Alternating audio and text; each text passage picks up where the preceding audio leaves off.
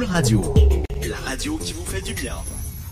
Bienvenue dans Inspiration, l'émission qui s'adresse à toutes celles et à tous ceux qui aspirent à évoluer avec une conscience élargie de la vie, à ceux qui veulent vivre une vie inspirée et vibrante. Alors, ce rendez-vous est destiné à ceux qui veulent regarder de l'autre côté du miroir, à ceux qui osent ou qui ont osé faire un pas en direction de leurs rêves, peu importe le regard des autres, peu importe les circonstances extérieures. Je suis Nathalie Albou, on m'appelle la coach neurobusiness parce que je suis passionnée par les neurosciences, la croissance personnelle et l'entrepreneuriat. Ma passion depuis plus de 20 ans, c'est de permettre aux créateurs, chefs d'entreprise, dirigeants, de faire croître et rayonner leurs entreprises et leur vie dans le bien-être. Alors à chaque émission, je vous fais partager mes coups de cœur et j'accueille une personnalité inspirante issue du monde de l'entrepreneuriat, de l'art, du sport, de la santé holistique, du développement personnel ou spirituel, qui nous fait partager sa passion, son parcours, son regard singulier sur la vie et sur le monde. Alors, mon invitée du jour est une défricheuse, une femme qui a osé sortir du rang et s'aventurer en terres inconnues. D'ailleurs, on l'a surnommée l'Indiana Jones de la psyché. Elle est à la fois psychologue clinicienne, psychanalyste, psychothérapeute, spécialisée dans les états modifiés de conscience et leur potentiel de guérison. Elle anime des séminaires de respiration holotropique et mêle sa pratique à des approches issues du chamanisme. Bref, c'est une femme hors norme qui a un parcours d'exception depuis plus de 40 ans et qui a su créer avec sa singularité une approche clinique unique inspirée de plusieurs traditions thérapeutiques et spirituelles. C'est aussi une artiste puisqu'elle est peintre et écrivain et a notamment publié un ouvrage qui raconte l'histoire de son père, Mon père au loin.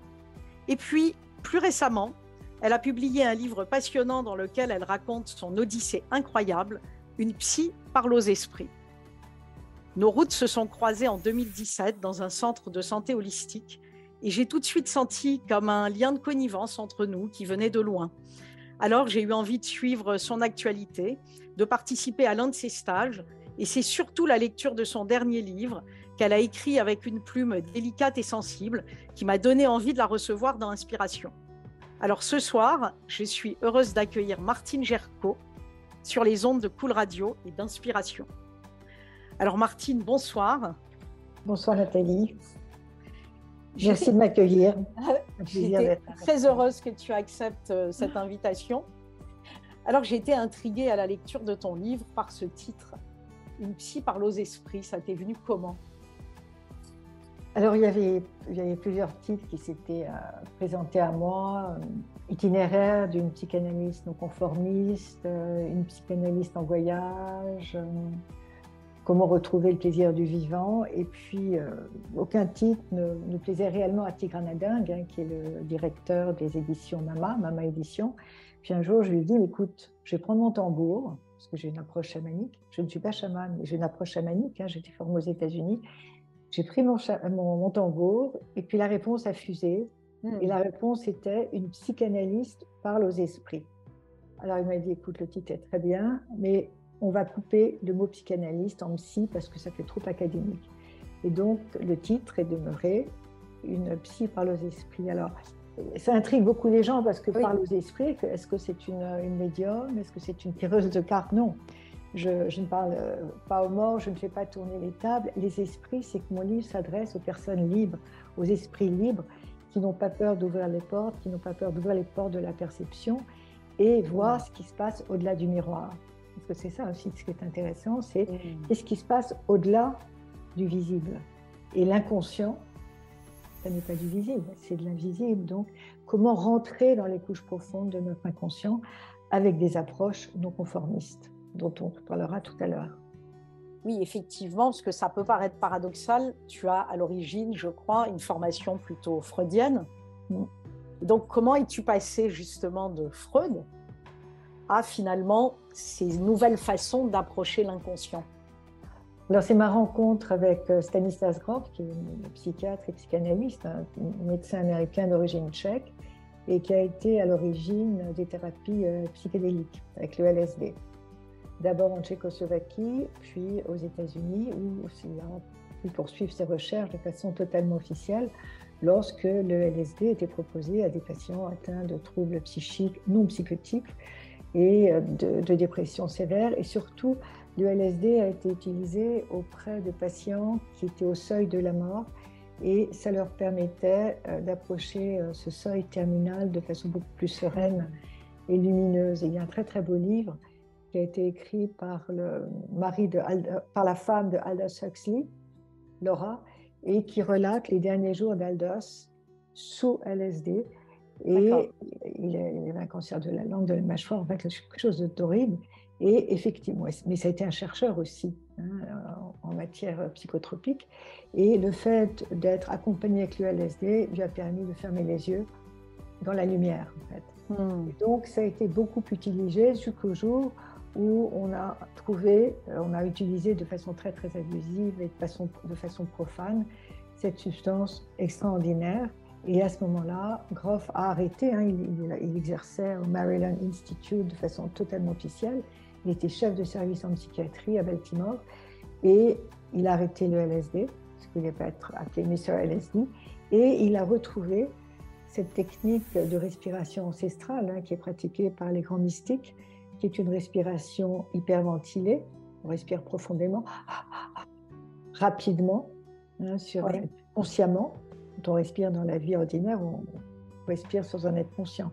Et donc cette respiration motrice, accompagnée de musique évocatrice, suggestive, permet ce basculement dans un état d'ouverture de conscience.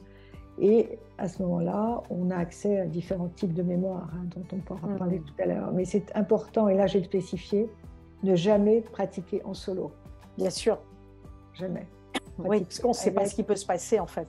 Oui, avec un praticien expérimenté, un psychothérapeute formé, expérimenté, parce que ça se galvaude beaucoup maintenant. Oui, on parle beaucoup de breathwork, oui, c'est ça, c'est la mode. Et je vois même des gens, des thérapeutes, soi-disant, qui pratiquent le breathwork par Internet. Oui, c'est vrai.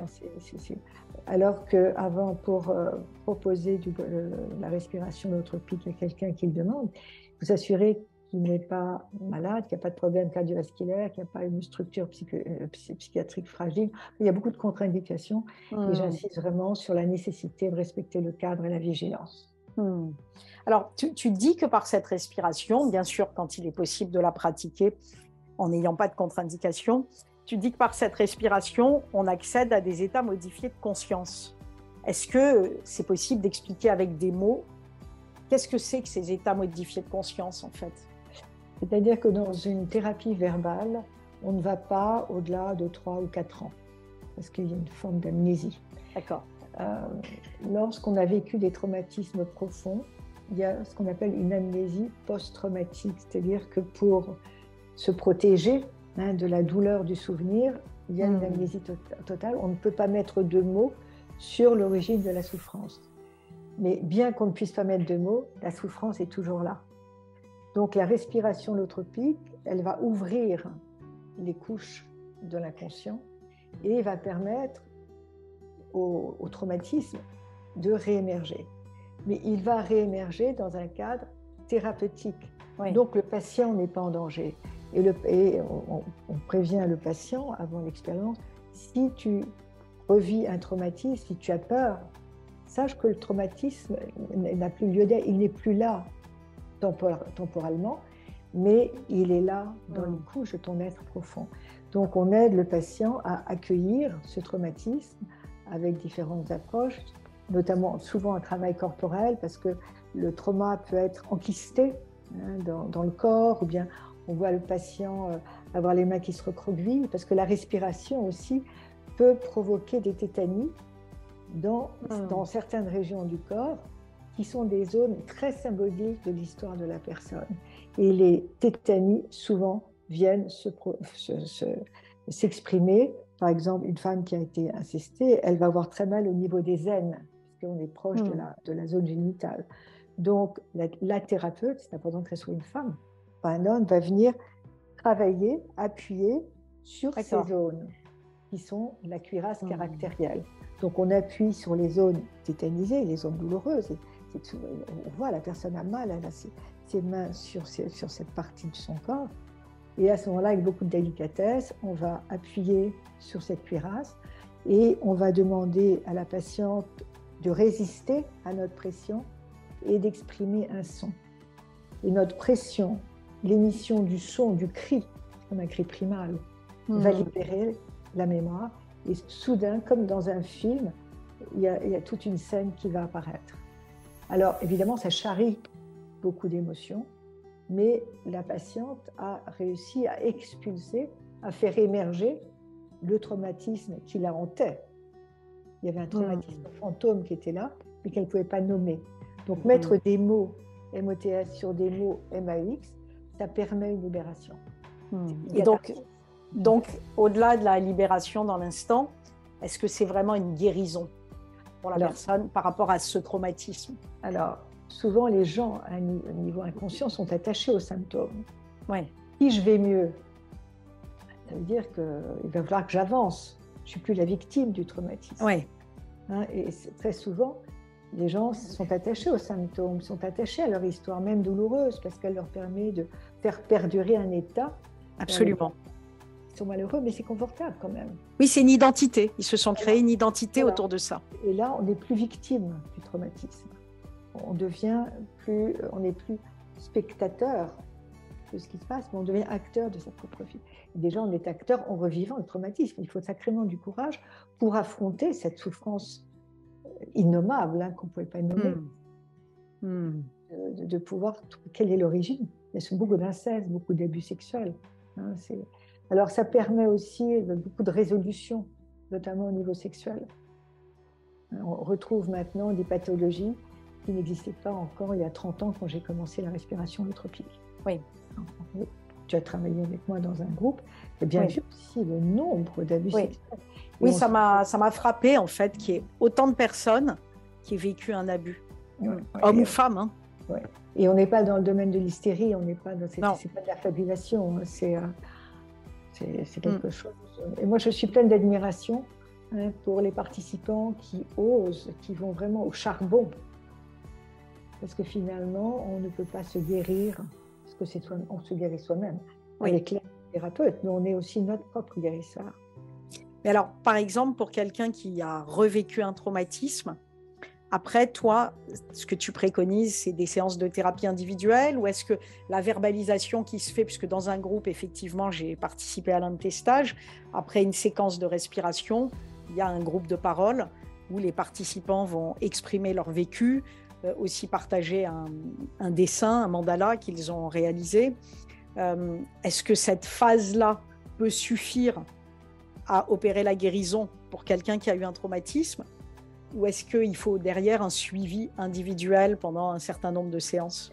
Alors Grof disait que la guérison, un peu comme disait Lacan, ça surgit de soi-même. Moi je pense qu'il faut, et puis Grof était un petit peu fâché avec la psychanalyse, parce que les psychanalystes classiques ne le reconnaissent pas. On est vraiment dans quelque chose d'assez marginal. Et moi j'aime les courants marginaux parce que je trouve que tout ce qui est académique a besoin de se rafraîchir et de se moderniser. Bien sûr. La psychanalyse telle qu'elle était, telle que je l'ai pratiquée il y a 40 ans quand j'ai commencé, mais je ne me verrais même plus la pratiquer comme ça. Je comprends. C'est complètement, c'est ça la naphtaline. Ouais. Mais pour moi, ça demeure mon outil d'intellection, de compréhension de la psyché. C'est le cadre. Tu m'as dit, mais tu as été formé dans le sérail freudien et Jung. Mais Jung, j'ai commencé à le découvrir quand j'ai commencé à travailler avec Grof. Parce que dans une expérience holotropique, tu as des expériences psychodynamiques, psychologiques, qui se rattachent à notre vie d'adulte, à la prime enfance, à la naissance.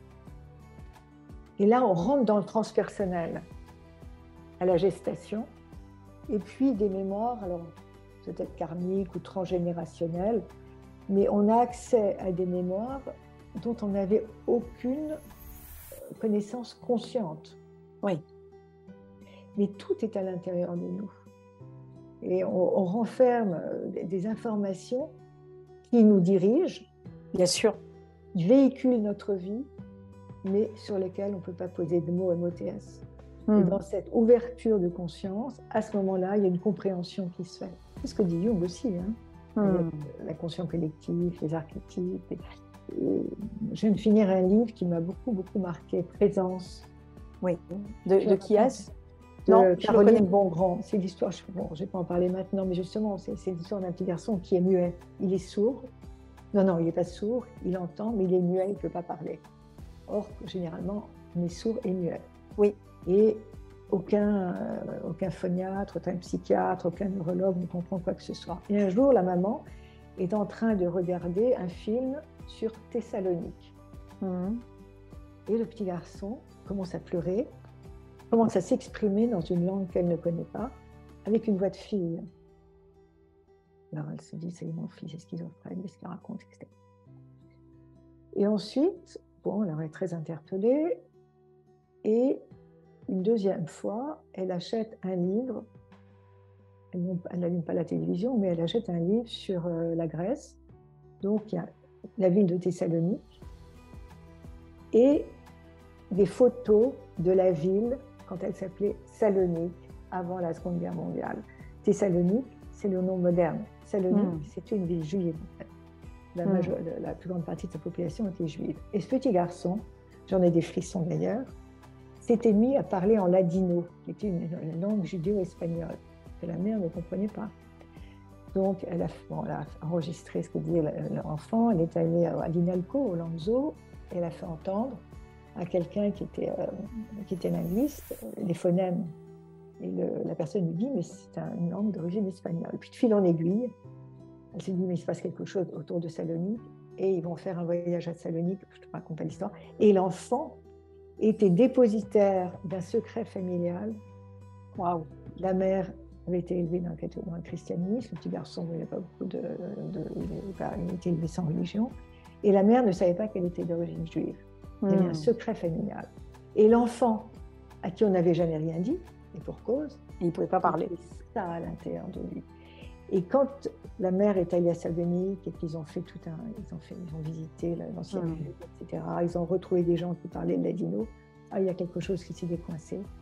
Et ça a mis la mère aussi sur le chemin de sa propre histoire à elle.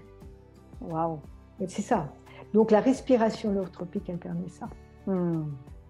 Oui, elle permet de se reconnecter à des mémoires cellulaires, en fait. Des mémoires cellulaires, c'est un voyage de l'âme. Parce qu'en fait, on est beaucoup plus que notre corps. Bien sûr. Et la conscience, elle est extra-neuronale. Elle voyage. Oui, les dernières recherches montrent que la conscience est plutôt située à l'extérieur du corps. Voilà. Et que le corps, c'est un système d'émetteurs-récepteurs avec des antennes, mais la conscience n'est pas le corps, bien sûr. Et justement, dans l'expérience holotropique, la conscience voyage, mais l'expérience part de notre corps. Absolument. Absolument. Du coup, tu disais tout à l'heure que tu t'inspirais du chamanisme sans être chamane. Comment tu connectes cette dimension chamanique justement à la pratique de cette respiration, à ta pratique de psychothérapeute? Comment ça se mélange tout ça en fait pour toi? Alors, moi, je suis devenue très libre. Pourquoi je me suis permis cette liberté? Parce que je possédais la clinique. Tu vois, j'ai une formation clinique solide. Oui. Psychopathologie aussi. J'ai fait des stages à l'hôpital, j'ai travaillé à l'hôpital, j'ai suivi tellement de séminaires, j'ai même enseigné, tu vois, dans des écoles de psychanalyse. Et quand on m'a demandé de conserver un poste dans une école de psychanalyse pour animer des séminaires, je me suis dit, mais non, c'est pas ça que je veux. Parce qu'entre-temps, j'avais été aux États-Unis plusieurs fois, j'avais suivi des séminaires à l'Institut Esalen en Californie, d'où on essaimé toutes les nouvelles thérapies, tout ce champ du potentiel humain. Et j'étais tellement émerveillée par tout ce que je découvrais, je devais avoir 30 ans, entre 30 et 35 ans, que je me suis dit, tu t'ancres dans ta pratique analytique, et quand tu te sentiras bien ancré, bien structuré à l'intérieur de celle-ci, à ce moment-là, tu pourras aller explorer d'autres courants et puis les intégrer à ta pratique. Alors, quand j'ai intégré la respiration holotropique à ma pratique, je me suis faite quand même pas mal critiquer au début. J'imagine. Comment tu peux proposer à des patients de ta pratique privée d'aller dans des groupes? Mais je sentais que c'était juste. Et tu sais, quand les choses sont justes, elles se font facilement. Et puis, ce que j'avais vécu sur moi, dans ma propre histoire, avec la respiration holotropique, ça m'a fait Ça a complètement changé mon champ de vision personnel, professionnel. Tout un monde qui s'ouvrait, que j'avais pressenti quand j'étais toute petite, hein, mais que je n'osais pas. J'étais dans une famille très classique, donc des gens tout un peu bizarres, un peu extraterrestres. Mais et tout ça, tout ce que je vivais chez Groff, dans mes propres expériences holotropiques, mes propres voyages, ben, c'était tellement juste. J'ai revécu ma naissance, puisque l'originalité de cette approche, c'est d'avoir Groff a recréé, il a créé, à la suite des travaux d'Otto Rank sur le traumatisme de la naissance, une nouvelle cartographie de la psyché, c'est-à-dire que le bébé ne naît pas table rase. Bien sûr que non. Il a écrit un texte magnifique, le traumatisme de la naissance. Mais le bébé, il est traumatisé quand il naît. C'est tout un voyage, le voyage de la naissance, hein, puisque le bébé, même s'il n'est pas très gros, il passe à travers les os du bassin, qui sont étroits, et il est cabossé quand il arrive au monde, sauf que lorsqu'il naît par césarienne.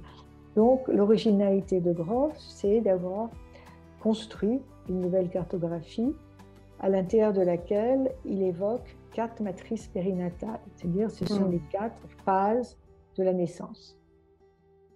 Je ne sais pas si j'ai développé tout ça, hein. Ça demanderait trop de temps. Et dans une séance holotropique, on peut revivre ces 4 phases. D'accord. Vivre la première avant la 4e. La première phase, le bébé est dans le ventre de la mère, l'accouchement n'a pas commencé. La 2e phase, le bébé commence à s'engouffrer dans ce couloir, dans cette fibre génitale. Il essaye de pousser, mais les contractions de la mère ne sont pas assez fortes. Donc, il est bloqué. 3e matrice, il y a une régularité entre la poussée du bébé et les contractions utérines. Donc, on sent que la mère commence à jouir de cette phase presque finale. Et 4e phase, le bébé, c'est l'expulsion, le cordon et la première respiration autonome. Et c'est très, très, très passionnant parce qu'on revit en tant qu'être humain, en tant qu'adulte, des cicatrices. On possède physiquement et psychiquement des cicatrices de notre naissance. Moi, j'avais des migraines temporales très fortes autrefois. Et j'avais besoin de rester dans le noir, donc je prenais des médicaments. C'était pas fréquent, mais j'en avais. Donc c'était vraiment ennuyeux.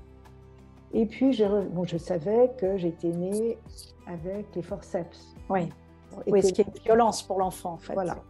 Et ma naissance avait duré très longtemps, et à tel point, je dis toujours dans mes groupes, parce que ça inspire les gens aussi, que je raconte ce que j'ai vécu. Ils n'ont pas peur, ça les rassure. Et donc, pendant plusieurs séances, j'étais bloquée.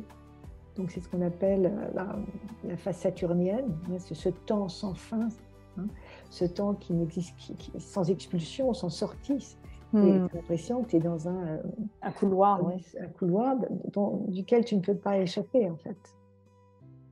C'est très sartrien, une espèce d'absurde, d'enfer, d'enfermement. Et puis tu peux revivre aussi des archétypes qui ont trait à l'histoire humaine, l'histoire universelle. Donc là, c'est l'enfermement, donc c'est les camps de concentration, c'est les geôles staliniennes. Alors moi, par mon histoire personnelle, j'ai vécu l'enfermement des camps de concentration, les gaz, les crémations, enfin, les trucs.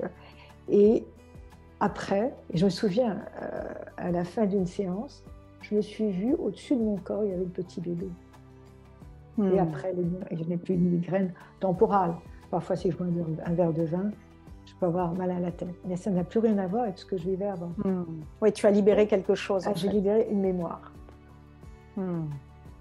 C'est très, très intéressant parce qu'on s'aperçoit aussi, c'est très intéressant, et Groff s'est beaucoup intéressé aux archétypes, aux thèmes de naissance, et comment on véhicule en nous, de par notre naissance, des archétypes. Enfin, moi, je suis née, ma naissance a duré très très longtemps, plus de 24 heures, ma mère donc souffrait beaucoup, et dans mon thème natal, Saturne est conjoint au milieu du ciel. Bon, moi, j'aime bien les symboles, les archétypes. Et Saturne, c'est le dieu du temps, hein, de l'ossification, de la structuration, c'est le numéro 9. Hein. Et je suis très fascinée par Saturne. Et j'ai toujours eu un problème avec le temps. Toujours. Et je suis quelqu'un de très structuré.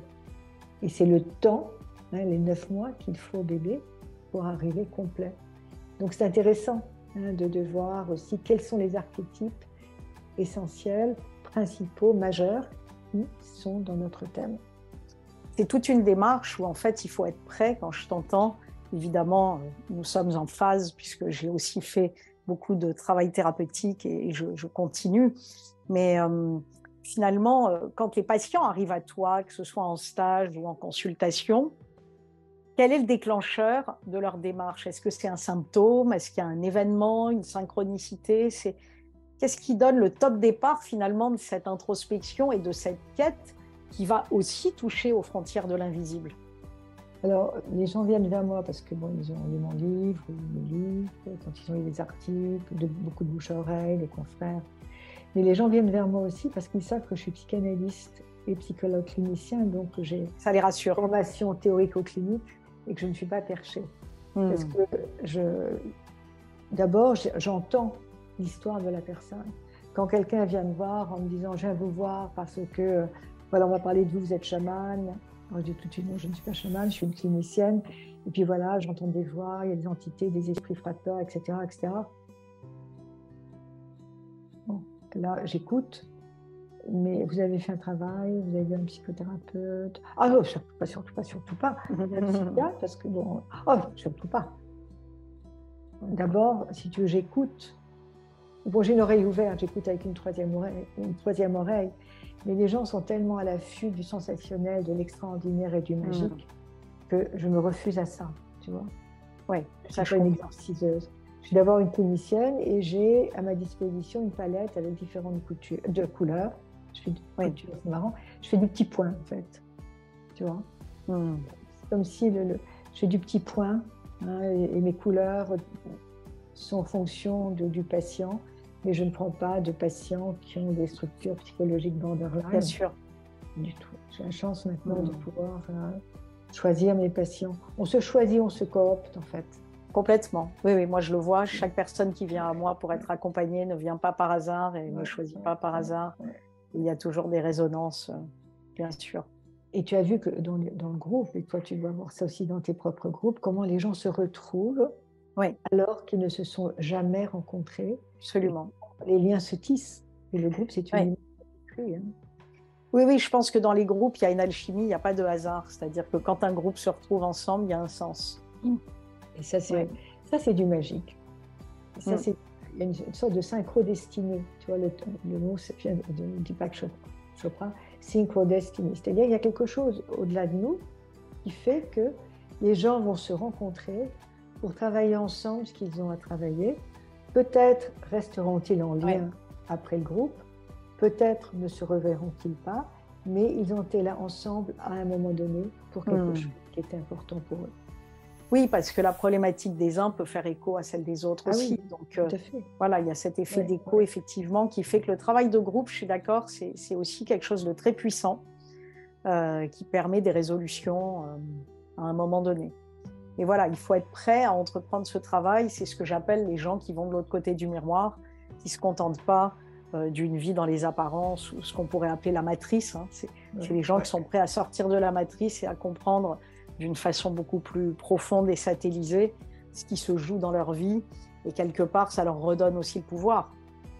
Absolument. C'est très important ce que tu dis.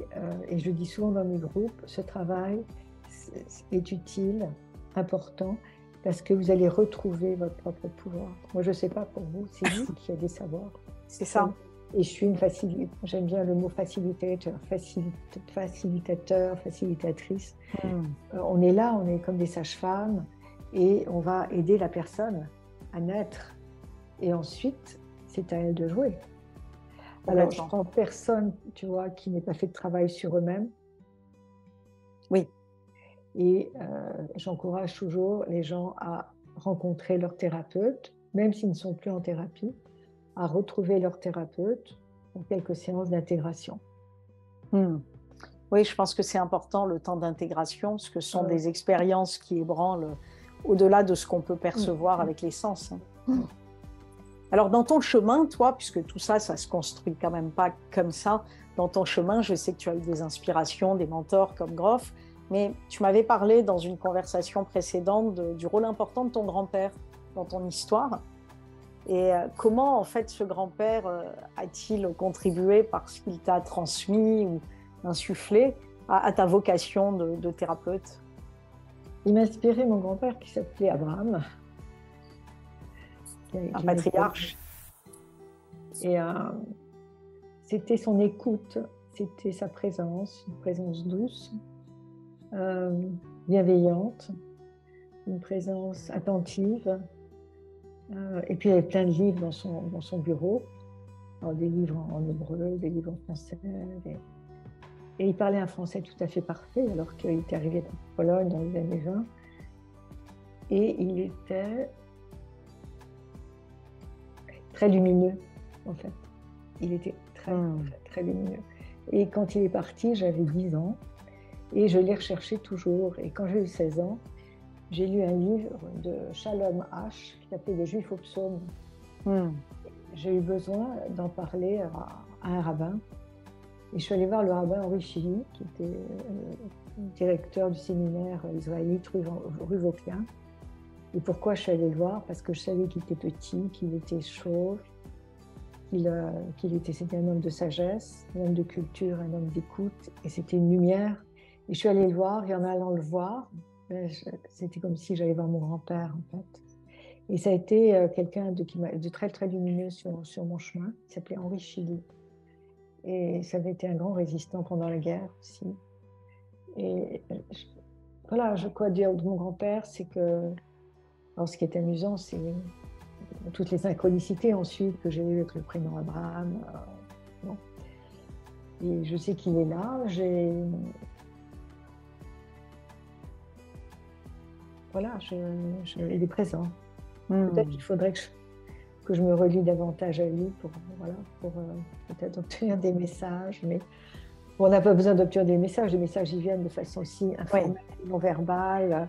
Voilà, et je sens dans cette approche avec les états d'expansion de conscience que le thérapeute est dans un état d'ouverture complet, dans un état, je dirais presque quasi médiumnique, mais avec une racine très très présente, tu vois. On a intérêt à être sacrément ancré dans la terre, à être très bien dans notre corps, parce que si on est trop perché, à ce moment-là, on ne pourra pas aider les autres. Oui, tu es déconnecté, c'est pas ancré. À retracer un chemin. À retracer un chemin. Et le chemin, pour être tracé, le traçage du chemin, il a très besoin d'être bien, tu vois. Oui, il faut l'ancrage. Oui. L'ancrage et la capacité à contenir. Voilà, et donc... Oui, je suis trouvée par mon grand-père parce que ça me coupe presque les mots, en fait. C'est comme ça prouve qu'il y a une présence qui est forte pour toi. Oui. Comment ça t'est venu, en fait, la vocation de thérapeute? Parce que 40 ans de pratique, tout ce que tu as développé, je pense que c'est une vocation. Quand j'étais petite, je voulais être guérisseuse. Ma mère s'intéressait beaucoup à ce qui était médecine intégrative, acupuncture, homéopathie. On la prenait un peu pour une folle. Enfin, mon père la prenait un peu pour une folle. Elle n'était pas folle du tout. Et puis, elle était très amie avec un homéopathe qui s'appelait Charles Péan, qui est devenu... je donne son nom parce que c'est quelqu'un qui a beaucoup compté pour nous tous. Et j'aimais sa façon d'être médecin et d'être psy, d'avoir une oreille attentive, bienveillante et de travailler au-delà du symptôme. Tu vois, il n'était pas un médicament pour soulager le symptôme, il a l'origine de celui-ci. Et donc, il avait quelque chose d'un peu magique, en fait. Et il s'est formé dans les années 60 auprès de Silvio Fanti, qui était un psychanalyste italien, et il a abandonné la médecine pour devenir psychanalyste. Et il est parti vivre en Suisse et il recevait quelques personnes, 3-4 personnes, pendant un mois qui vivaient avec lui dans sa maison. D'accord. Et la thérapie se faisait comme ça. Incroyable. Et donc, quand j'ai commencé mes études de psycho, je lui ai fait part de mon désir et puis il m'a suivi. Il m'a dit, Martine, j'ai toujours su que vous seriez un jour thérapeute. Voilà, c'était un bel hommage. Et donc, certainement la présence, mon grand-père, c'était, je pense, sorte de magicien, tu vois, de sage. Et les sages, dans les shtetl, en Europe centrale, ils avaient aussi cette fonction de thérapeute. Mais oui. Tu vois, alors, ce qui me frustre beaucoup, c'est que j'ai essayé de retrouver, mais qui dans ma lignée était guérisseuse. Et comme tout le monde a été exterminé, j'ai pas d'informations. T'as pas assez de traces. Voilà. Ça me frustre beaucoup. Donc, petite, je voulais être guérisseuse. Ensuite, j'ai passé mon bac et je savais pas quoi faire. Donc, j'ai fait des études d'anglais. Je voulais pas être prof. Je me suis dit, mais à quoi ça sert? Pourquoi je fais des études d'anglais? Mais j'adorais le monde américain. Donc, je me suis dit, j'ai mis ça de côté. Et puis, pendant mes études d'anglais, j'ai commencé une thérapie. Et puis, qui a duré très, très longtemps. Enfin, qui dure toujours, parce que les thérapeutes, on est toujours en train de travailler Bien sur sûr. Et à l'âge de 25 ans, à l'époque, quand j'ai fait mes études d'anglais, la psychoclinique n'était pas enseignée. Donc, étudier la psycho expérimentale ou behavioriste, comportementaliste, ça ne m'intéressait pas. Et à la fin de mes études d'anglais, j'ai appris que la psychologie clinique était enseignée à Paris 7. D'accord. Donc, je me suis inscrite. Et tu vois, ce qui est marrant, tu vois, les clins d'œil, c'est que mon mémoire de maîtrise en lettres, je l'avais fait sur la psychanalyse appliquée à la littérature. Et j'avais étudié Tendre et la nuit de Fitzgerald. Et c'est un roman totalement psychanalytique. Ouais. Voilà. J'aime beaucoup ce livre. Ouais. Et j'avais, on se sent très bien. Et je m'étais régalée. Et puis donc 2 ans après, ou 3 ans après, je me suis inscrite à Paris 7, j'ai fait mes études de psychoclinique et j'ai été psy à l'âge de 31 ou 32 ans. Et comme j'étais en analyse depuis perpète, mon analyste m'a dit écoutez, commencez à prendre des patients. Donc ça s'est fait comme ça. Ça s'est fait comme ça, donc j'étais une jeune psy. Et ce qui est marrant, donc l'anglais, pourquoi l'anglais? Maintenant, après, si tu veux, il y a eu... Tout a un sens. Tout a un sens. Mes études d'anglais, je suis partie aux États-Unis, je me suis formée avec Groff. Mon premier job de psy, j'étais psychologue dans une école de langue et j'enseignais l'anglais à des cadres qui étaient très maladroits dans leur expression. Et je l'enseignais comment? Avec de la musique classique et des techniques d'hypnose pour faciliter la mémorisation. Donc, tu vois, tout se rejoint. Tout se rejoint. Si tu veux, et tu vois, c'est comme ça que mon chemin s'est fait. Et puis, voilà. L'anglais, heureusement que j'ai appris l'anglais. Et alors, aujourd'hui, tu as ces plus de 40 ans de carrière derrière toi. Est-ce que tu as un projet de transmission de tout ce que tu as acquis à des disciples, à des élèves, à des personnes? C'est ma grande réflexion actuellement, parce qu'il faut que je trouve du temps. J'ai encore une pratique individuelle qui est très importante et que j'aimerais maintenant diminuer, parce que je suis à Paris, entre Paris et la Provence, et maintenant je réfléchis à la transmission, parce que beaucoup de professionnels me le demandent. Pour ça, il faudrait créer une école. Si quelqu'un veut la créer, m'intégrer dans une école, je serais ravie. Mais ce qui est de l'ordre administratif, oui, c'est pas ton truc. Voilà, donc là, j'écris un livre sur les âmes qui se retrouvent, à partir d'une histoire personnelle. Je peins. Donc, comment je peins, c'est un état d'expansion de conscience, puisque la peinture, ça a été aussi un mode de guérison pour moi, suite à une première agression. Oui. Donc, on pourrait parler de ça, la résilience, finalement, donner du sens à l'épreuve.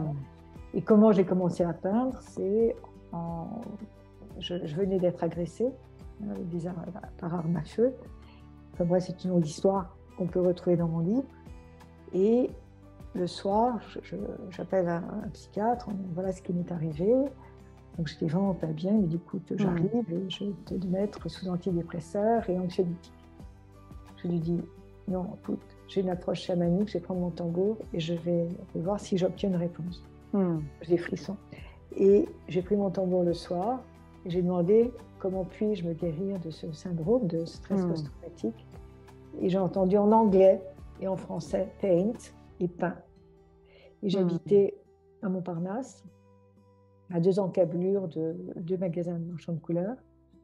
Le lendemain, j'ai acheté tout le matériel et j'ai commencé à peindre en état modifié de conscience. C'est pas moi qui décidais d'aller vers la toile. À un moment de la journée, hop, j'étais propulsée vers la toile. Je peignais, ça s'arrêtait tout seul. Wow. C'est comme ça que je peins. Et donc, j'ai créé une approche qui s'appelle le pinceau chaman. Hein. Et dans ce stage, j'enseigne à rencontrer un animal totem, j'enseigne des rudiments chamaniques.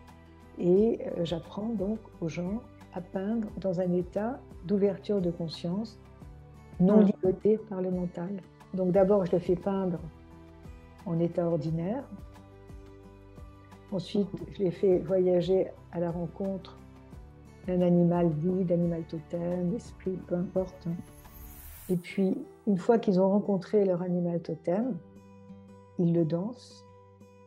Et après la danse, ils reprennent les pinceaux, les couleurs, et ce qui sort, cette émergence rythmique, gestuelle, colorée, et c'est vivant. Les gens, là, osent. Ils sont plus ligaturés, ligotés. Oui, parce qu'ils sont dans un autre espace, en fait.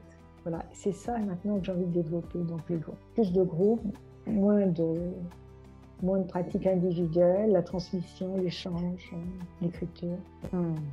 Oui, c'est riche. Hein. C'est riche. Temps, on en parlait tout à l'heure. Oui, prendre le temps. Prendre le temps, parce que c'est en prenant le temps, en faisant un peu le vide, on va pouvoir donner accès à d'autres informations. C'est vrai, c'est vrai. Alors, je sais que tu pratiques aussi la psychophanie. Je pense que c'est une discipline qui est beaucoup moins connue. Si tu pouvais en dire quelques mots pour nos auditeurs qui peut-être sont curieux de savoir ce qu'est la psychophanie et à quoi ça sert. Alors, la psychophanie, littéralement, c'est le langage de l'âme, mais comme psychologie, hein, c'est le langage de l'âme. Psycho, c'est psyché, c'est la respiration, mais c'est aussi l'âme. Donc, moi, je dirais que c'est une forme de télépathie qui relie le thérapeute au patient. Et initialement, c'est une approche qui a été créée par une orthophoniste australienne qui s'appelait Rosemary Grassley. Et c'est très passionnant parce qu'à l'époque, elle était en train de dormir et elle a eu en channeling des informations concernant cette nouvelle approche qu'elle devait proposer à ses patients. Mais si on s'intéresse au champ morphogénétique, c'est une nouvelle information qui arrive dans un point du monde. À l'autre côté du monde, les gens vont recevoir le même type d'information. Oui, parce que le champ, en fait, il est partout. Il est partout. Et tu vois, quand j'ai des frissons, c'est que... Et au même moment, à l'autre bout du monde, un physicien prix Nobel, je ne me souviens plus de son nom, recevait en rêve cette approche pour la pratiquer auprès de son fils qui était autiste. Et son fils a pu lui donner des messages tout à fait extraordinaires. Sur lui, sur la famille, des messages spirituels, des messages que l'enfant ne connaissait pas, puisqu'il ne pouvait pas s'exprimer. Et alors, après que j'ai découvert la psychophanie, ça m'a interpellée. J'ai eu une séance avec la créatrice de la méthode qui s'appelait Anne-Marie Vexio. C'était intéressant, mais chaque thérapeute a son propre langage. Et les messages que l'on reçoit de l'inconscient du patient sont souvent traduits avec le langage du thérapeute. Donc c'était intéressant. Tu écris, c'est ça? Le thérapeute écrit. Le thérapeute écrit et le patient peut penser au sandwich qu'il est en train de manger. C'est pas, le thérapeute n'aura pas accès à ça. Il aura accès à des couches beaucoup plus profondes. D'accord. Donc la séance avec Anne-Marie m'avait interpellée et j'ai voulu essayer d'autres praticiens. Et à ce moment-là, c'est là, tu vois, à nouveau, je trouve à ma disposition un jour, j'étais en avance à un rendez-vous avec un copain et j'étais chez Virgin, Champs-Élysées, et je vais au rayon ésotérique et je trouve un livre qui s'appelle le livre d'Anaël, préfacé par le rabbin Joseph Citruc. Bon, je me suis pensée, alors je regarde le texte au verso du bouquin et je lis la préface de Citruc et Citruc dit on a dans nos mains un trésor et que c'est l'histoire d'une petite fille autiste qui, grâce à cette méthode, a pu donner un matériel spirituel, révéler des choses qui étaient incroyables. Donc j'ai lu le bouquin et je me suis dit, il faut que je rencontre les parents. Donc j'ai envoyé une lettre aux parents par l'intermédiaire du libraire. C'était Bibliophane à l'époque, il avait édité le bouquin. Et puis j'ai reçu une lettre que la petite fille était partie. Donc je l'ai pu. Donc j'ai eu ensuite d'autres séances qui m'ont beaucoup interpellée. Et quand mon père était très très malade, il a une maladie neurodégénérative, j'ai voulu lui offrir une séance. Donc j'ai fait appel à une thérapeute qui ne me connaissait pas, qui ne le connaissait pas. Et donc elle a pris sa main, soit tu peux prendre la main du patient et devant un clavier, le patient va les tapoter, ou bien tu demandes au patient de mettre sa main sur ton épaule. D'accord. Et tu tapes. Et ça va très très très très vite. Et quand j'ai vu que ce qui s'exprimait de mon père à travers la main du thérapeute, de la thérapeute, ça n'était que des sujets de guerre, d'extermination, de Shoah.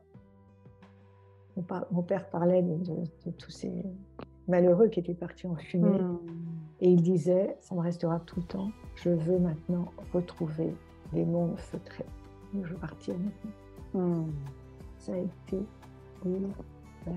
ça. Et là, je me suis dit, je me forme. Donc, je me suis formée. La thérapeute, après de laquelle je me suis formée, c'est très bien. Et elle m'a dit, mais tu n'as pas besoin de te former avec tout ce que tu as vécu, expérimenté. Je lui ai dit, écoute, Denise, moi, je suis honnête. Je ne peux pas pratiquer la psychophanie sans m'être formée, tu vois. Bien sûr. Là, et donc, je me suis formée auprès d'elle. Et c'était très intéressant. Et puis, j'ai commencé à exercer. Et au début, je me disais, mais qu'est-ce qu'il parle? Mais peu importe. L'extraordinaire, c'est que tu tapes très, très, très, très vite. Tu ne regardes même pas ce qui s'écrit. Et puis, il y a un sens. Il y a un sens. Moi, quand j'écris un bouquin ou un article, bon, j'écris facilement, mais je réfléchis. Tu vois, alors que là, tu réfléchis pas. Comme une sorte d'écriture automatique. C'est une écriture automatique. Ouais, ce qui est fascinant, c'est que ça ait un sens. Ah, ça a un sens. Et tu peux parfois écrire des mots, des expressions qui étaient prononcées par un arrière-grand-père. Ah oui. Incroyable. Au genre de patient, faites le vide le plus total. Vous pensez à ce que vous voulez faire demain, mais qu'il n'y a pas de connexion avec votre histoire. Tu vois. Et le patient fait le vide. Alors évidemment, même si le patient fait le vide, est-ce qu'on ne peut pas avoir accès à des strates très, très, très, très profondes? Peu importe. Mais lorsqu'on arrive à décrire des vêtements que revêtait une arrière-tante qui habitait au fin fond de la Roumanie. Ah oui, que tu n'as jamais vu en fait. Le patient, il n'est pas en train de penser à ça. Non. C'est là qu'on voit qu'on est fait de couches et de mémoires incroyables, quoi. C'est-à-dire qui se superposent les unes aux autres. Ouais, et qu'on charrie ça avec nous. Écoute Martine, c'est passionnant. On pourrait continuer des heures. Je te propose néanmoins qu'on aille vers la fin de cette interview. Tu sais que j'aime bien avoir quelques questions un petit peu du tac au tac. Évidemment, il n'y a aucun piège. C'est juste pour terminer sur un clin d'œil un petit peu différent. Déjà, tout ce que tu nous as fait partager dans cette émission, c'est extrêmement riche. Je pense que ça ouvre des pistes et des portes d'exploration aux personnes qui nous écoutent, puisque nous sommes la radio du développement personnel, du bien-être, et voilà, des personnes qui sont dans une démarche de conscience. Donc, ma première question du tac au tac, ce serait à la fin d'une journée où tu as reçu plein de patients, quand tu te glisses le soir dans ton lit pour dormir, à quoi penses-tu en fait?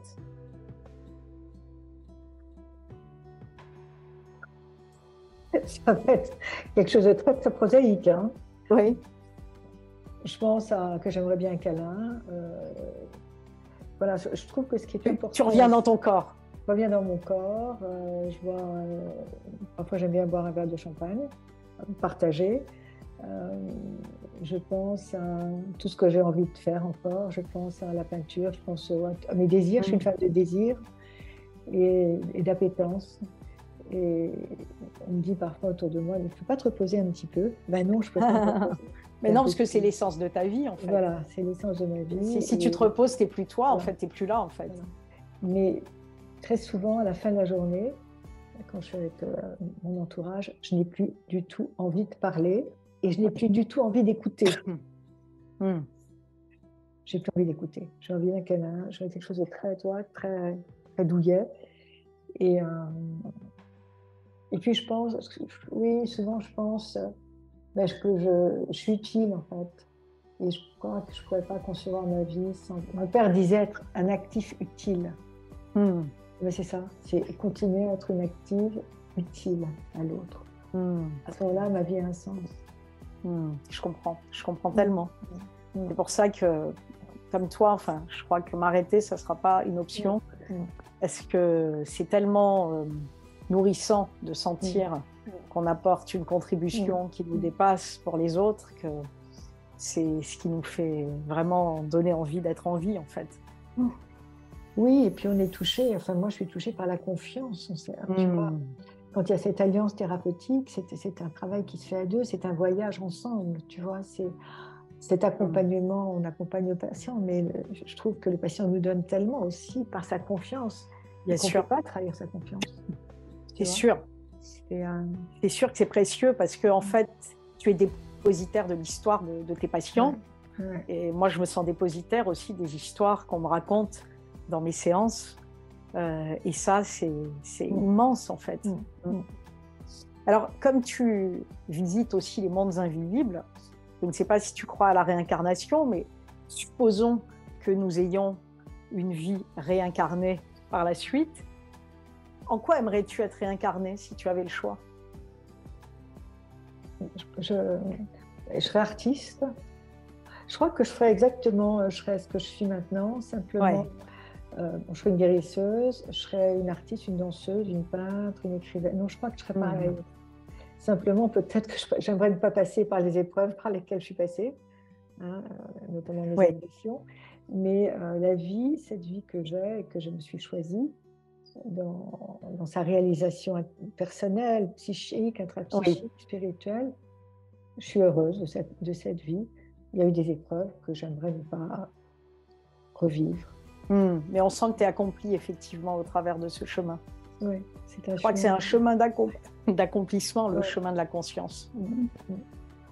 Alors, depuis quelques mois, tu as un petit-fils. Et je sais que ça, c'est quelque chose d'important pour toi. En tant que mamie ou grand-mère, qu'est-ce que tu as envie de lui transmettre dans les années qui viennent pour qu'il s'oriente, pour qu'il grandisse bien, ou qu'il chemine tel qu'il est? Oui, c'est Gabriel, c'est un enfant. D'ailleurs, quand je l'ai eu la première fois dans mes bras, il avait un jour et tout de suite, j'ai ressenti quelque chose d'immédiat, comme si on se retrouvait. Oui, une connexion. Il est là, mais il a un regard d'une profondeur et d'une pénétration. Alors, je n'ose pas trop prononcer le mot vieille âme parce que, bon, mon fils comprend, mais ma belle-fille, je ne peux pas la choquer parce que ce n'est pas sa culture, tu vois. Et il faut respecter aussi, si tu veux, les terrains, les chemins de chacun. Et je crois que j'aimerais l'emmener peut-être sur le chemin de ses origines. Lui faire découvrir ça. D'accord, super. Le voyage, un peu comme c'est drôle, le livre présent, tu vois, ce petit garçon qui découvre, qui redécouvre, qui se redécouvre et qui découvre, qui permet à sa mère de se découvrir dans son identité profonde. Voilà, super. Donc, respecter son cheminement, son chemin, mais aussi lui faire rencontrer des origines, peut-être qu'il ne connaît pas. Superbe. Écoute Martine, je te remercie beaucoup pour tous ces partages. Je suis sûre que ça va inspirer nos auditeurs. Alors pour ceux qui voudraient retrouver ton actualité, on peut te retrouver sur ton site psyemergence.com et on peut te retrouver aussi sur les réseaux sociaux Facebook et Instagram, Martine Gerco. Voilà, mais écoute, merci infiniment et j'espère que nous aurons l'occasion d'autres conversations. Et je te dis à très bientôt. Merci pour ton accueil. À bientôt.